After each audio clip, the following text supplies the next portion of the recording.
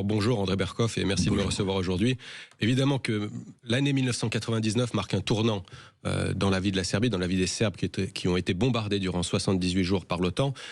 Et à mon petit niveau, sans aval du Conseil de sécurité de l'ONU, sans mandat du Conseil de sécurité de l'ONU, je pense qu'on y reviendra après, ce qui fait que cette intervention de l'OTAN était illégale évidemment, et c'était 19 pays de l'OTAN contre la Serbie. Le rapport de force était 1 contre 900.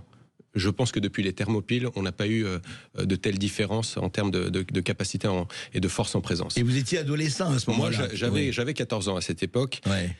Et je me souviens que mon père à la maison, mon grand-père aussi, qui vivait avec l'amitié franco-serbe depuis longtemps, et ils aimaient l'histoire, et ils savaient que les Serbes et les Français étaient alliés durant la Première Guerre mondiale. Ils savaient que le futur roi de Serbie, Pierre Karađorđe, s'était engagé volontairement en 1870 du côté de la France dans la guerre contre la Prusse. Et ils savaient que c'est un vieux peuple allié des Français qui était bombardé de manière illégale, de manière inacceptable, dans une guerre que l'on a appelée guerre humanitaire. On ne comprenait pas comment on pouvait faire de l'humanitaire en lâchant des bombes sur un peuple allié.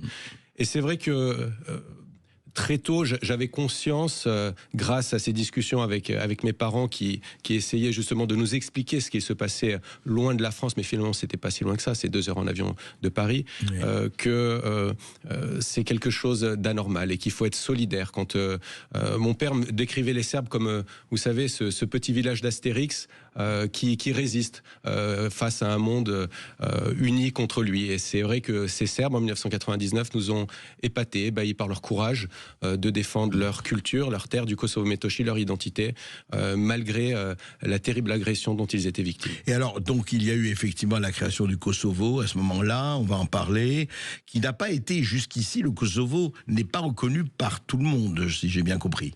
Alors, le Kosovo, pour expliquer brièvement à nos auditeurs, c'est la province sud de la Serbie, c'est environ 10 800 km², c'est à la taille d'à peu près 2 départements français. C'est le berceau historique de la nation serbe. Le Kosovo, c'est à la Serbie un petit peu ce que la Seine-Saint-Denis est à la France, avec les plus vieilles basiliques, avec les tombeaux des rois. C'est une terre d'Europe avec la plus grande densité d'édifices chrétiens. Au Kosovo.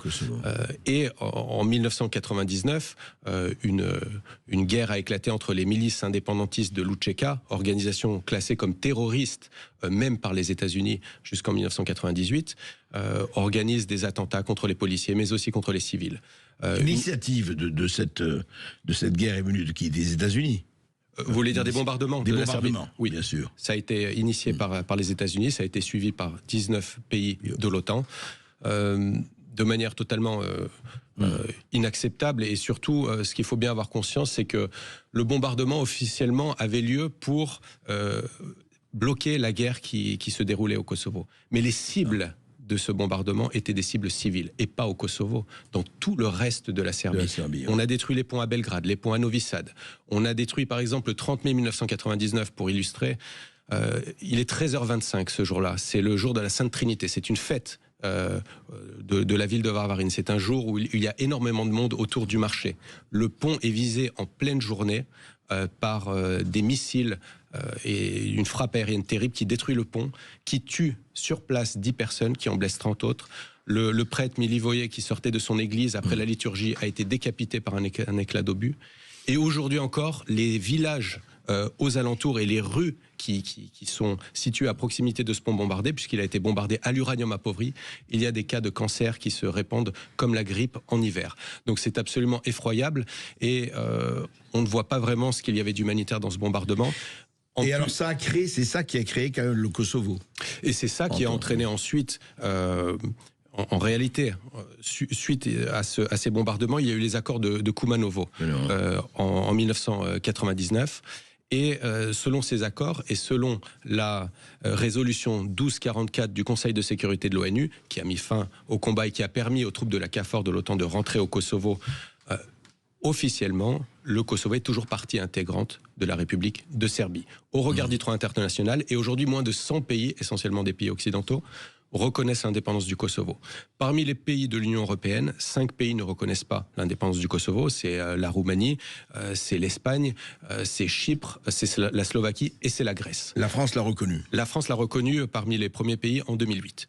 Je crois que c'était Bernard Kouchner qui était à l'époque ministre des Affaires étrangères. D'accord, on va parler de cela parce que on a beaucoup dit depuis l'offensive, l'offensive russe, effectivement, l'attaque russe sur l'Ukraine en mars 2022.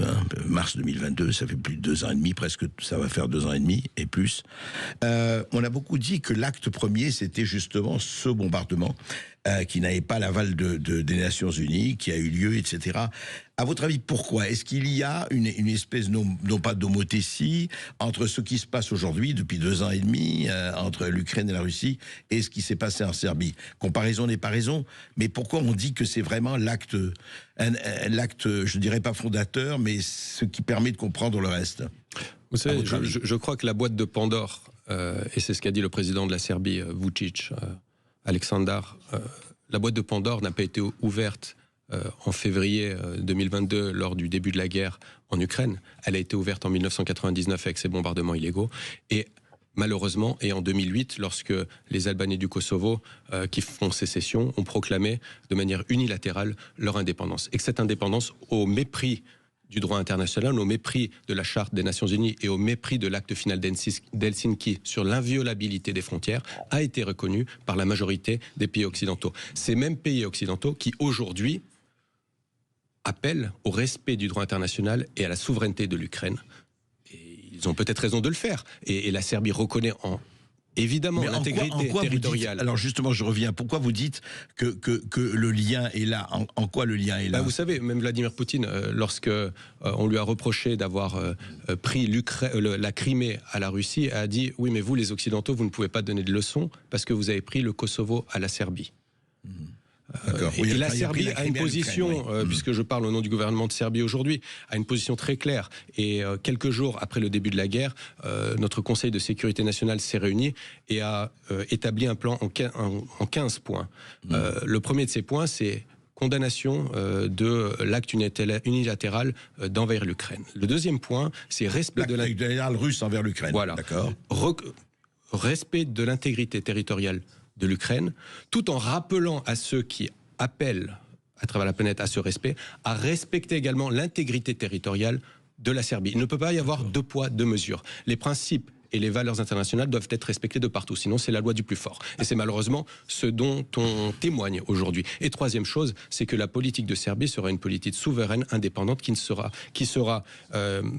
respectera que nos intérêts nationaux. Et c'est la raison pour laquelle la Serbie est le seul pays européen à ne pas avoir pris de sanctions à l'encontre de la Fédération de Russie, parce que nous estimons que ce n'est pas dans notre intérêt national de le faire. C'est pas la Hongrie aussi, non, je crois? Non, la Hongrie, en tant que membre de l'Union européenne, avait pris quelques sanctions. La Serbie n'a pas pris de sanctions. Sur les 2000 paquets de sanctions qui ont été appliqués à la Russie, la République de Serbie n'en a pris aucune. Alors on va en parler juste après cette petite pause. On va parler un peu de cela, un peu du climat qui règne là, et justement des problèmes d'indépendance, de souveraineté, parce qu'ils sont au cœur de ce qui se passe aujourd'hui en Europe et ailleurs. André Berkoff reçoit aujourd'hui Arnaud Gouillon, ministre serbe de la diplomatie publique et culturelle. Et si vous avez une question ou si vous voulez réagir, n'hésitez pas à nous appeler au 0826 300 300. Sud Radio. Sud Radio, Berkoff dans tous ses états. Et nous sommes toujours et plus que jamais avec Arnaud Gouillon, ministre de la diplomatie publique et culturelle de Serbie. Justement, Arnaud Gouillon, je vais vous faire écouter parce que on a parlé de ce qui s'est passé en Serbie en 99. On va parler de la Serbie d'aujourd'hui et du Kosovo, où ça en est, parce que tout ça est encore extrêmement conflictuel. Mais on va parler de cela, on va parler de... Écoutez, Jean-Noël Barrot, ministre des Affaires étrangères de France, qui a donné, on va l'entendre rapidement, qui a donné une interview à la BBC, et voici ce qu'il disait. Ukraine as intensely and as long as necessary. Why? Because it is our security that is at stake. Each time the Russian army progresses by 1 square kilometer, the threat gets 1 square kilometer closer to Europe.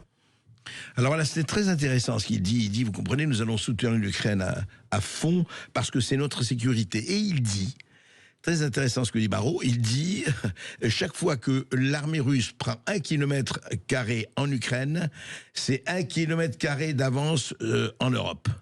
Et donc, voilà, il parle effectivement d'une Russie qui veut aller de plus en plus avant. Et puis, on écoute aussi un ancien ministre des Affaires étrangères, Bernard Kouchner. Voici ce qu'il disait sur LCI. Non, je ne sais pas. Des troupes au sol. À des troupes qui défendraient fermement, oui, les troupes au sol, peut-être à la frontière, mais montrer que nous sommes prêts à défendre cette démocratie naissante, cette démocratie affirmée, et en temps de guerre, c'est encore plus difficile. Oui, je pense que c'est pas facile à dire, hein, de déclencher la guerre pour son propre pays. C'est pas facile. Ça veut dire que ça va coûter des sacrifices. Alors, ça va coûter des sacrifices. D'ailleurs, c'est intéressant, il parle de démocratie naissante et puis affirmé dans la même phrase. Mais justement, Arnaud Gouillon, comment la Serbie, puisque je parle en tant que... Vous parlez au nom du gouvernement serbe, bien sûr, mais comment on considère cela? Parce qu'aujourd'hui, il y a un certain nombre de gens qui disent, oui, écoutez, il ne faut pas provoquer, d'ailleurs Stolz, le chancelier allemand l'a dit il y a encore 2 jours, pas beaucoup de guerre entre la Russie et l'OTAN, il faut faire tout pour arrêter. On sait que les discussions que Donald Trump, président des États-Unis à partir du 20 janvier, dit il faut absolument arrêter les hostilités, il faut arrêter ces morts, etc. Comment vous considérez-vous la chose? Comment c'est vécu en Serbie? Vous savez, le président Vučić était justement hier sur la BBC et une question similaire lui a été posée. Et sa réponse était claire et c'est la même réponse que nous avons depuis maintenant 2 ans, c'est que nous souhaitons la paix. Alors je sais que en Occident notamment, parler de paix c'est parfois être un dissident, mais nous pensons que la paix c'est mieux que la guerre. Et que pour obtenir la paix, nous avons besoin de négocier. Et que le principe de base des négociations, c'est qu'aucune des 2 parties en conflit ne gagne tout ou ne perde tout. Il faut un compromis. Et tant que l'on n'aura pas compris ça, la guerre continuera.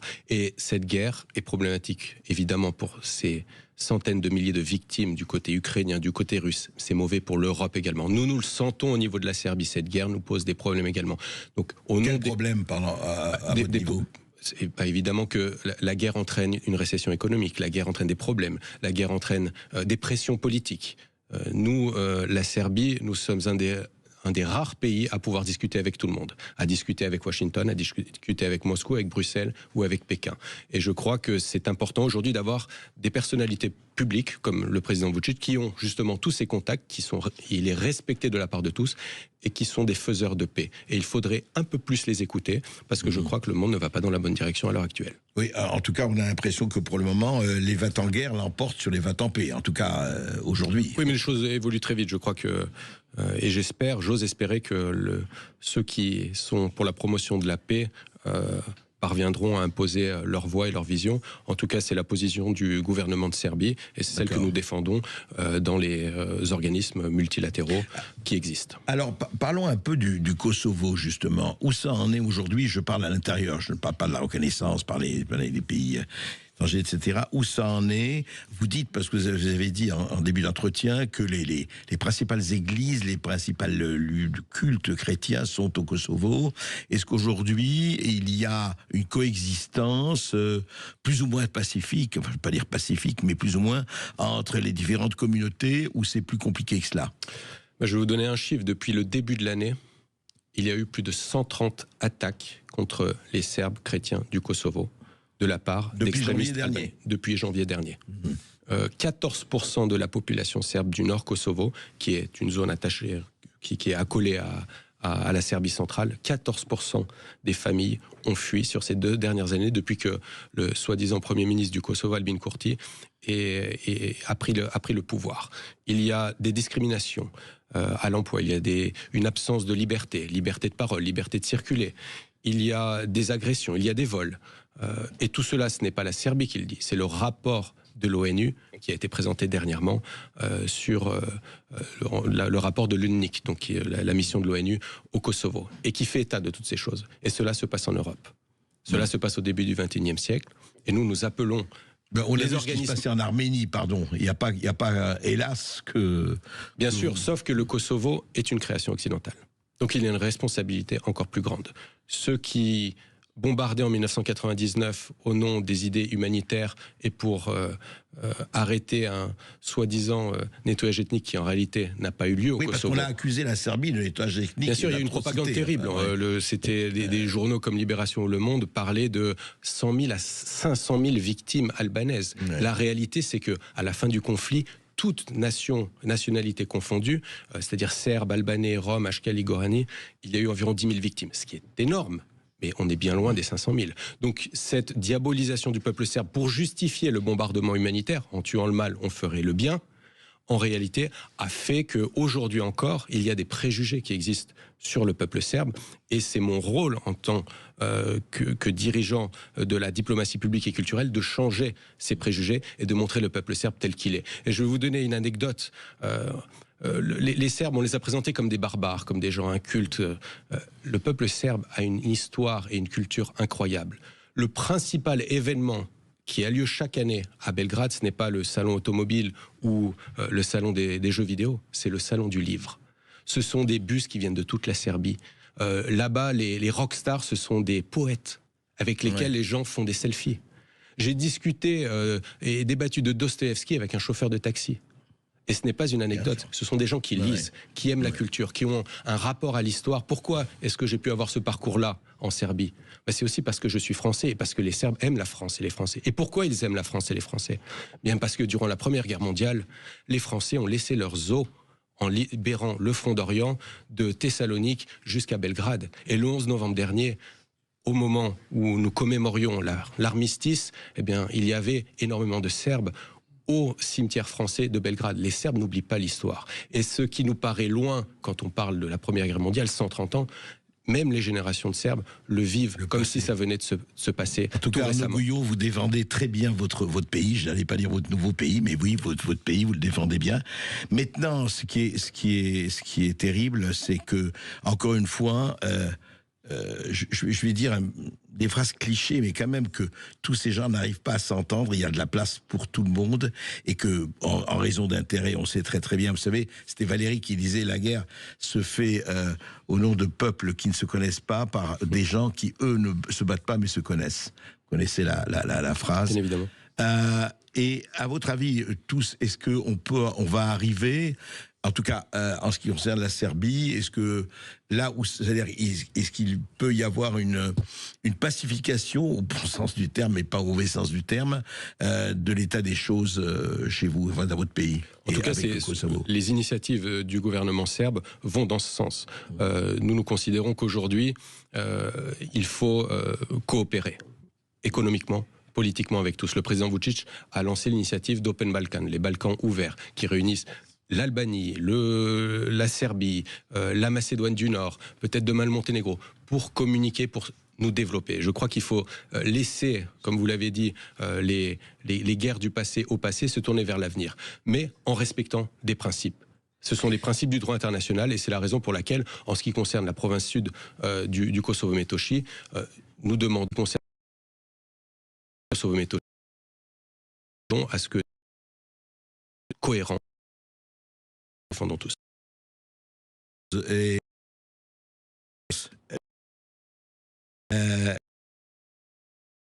Évidemment, la Yougoslavie, la Serbie était la Yougoslavie, le Monténégro, enfin le Kosovo, tout cela. Est-ce qu'il y a un regret, parce que là aussi ça a été fait, espèce de Serbie éclatée, on ne va pas revenir à l'histoire, mais est-ce que quelque part, il y a un regret, une nostalgie de la Yougoslavie? Il y a une nostalgie qui peut exister chez les personnes d'un certain âge qui se rappellent de leur jeunesse. D'accord. C'est maintenant, au niveau des jeunes populations qui n'ont pas connu cette période, qui n'ont pas connu la Yougoslavie, au niveau politique, non, il n'y a pas de regret. Nous sommes tournés vers l'avenir en respectant la culture et l'identité et le passé. Mais je crois que c'est ça. Il faut avoir des racines sans lesquelles rien n'a de sens, mais il faut aussi avoir des ailes pour pouvoir dépasser les conflits du présent. Très juste, et vous avez bien fait de nous le rappeler. Et puis vous avez, encore une fois, été l'éloquent avocat de votre pays. Merci. Merci à vous.